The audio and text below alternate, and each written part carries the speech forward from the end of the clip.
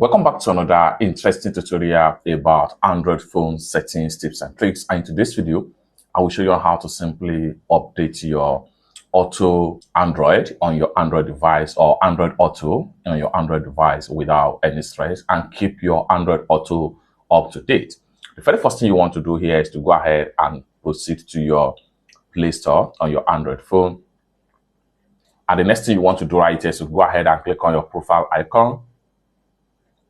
The next thing you want to do is to click on Manage Apps and Device. Then go ahead and simply click on Update. So here you go. All you have to do is to click on Android Auto. Then you have an update right here. Go ahead and tap on Update. Tap on Update and allow the update to run completely.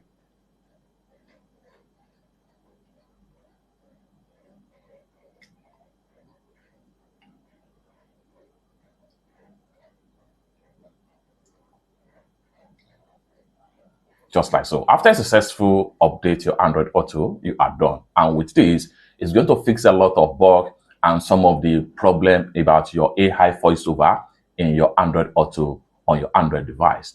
It's that simple. For more useful tutorial tips and tricks on how to use your Android device, consider to subscribe.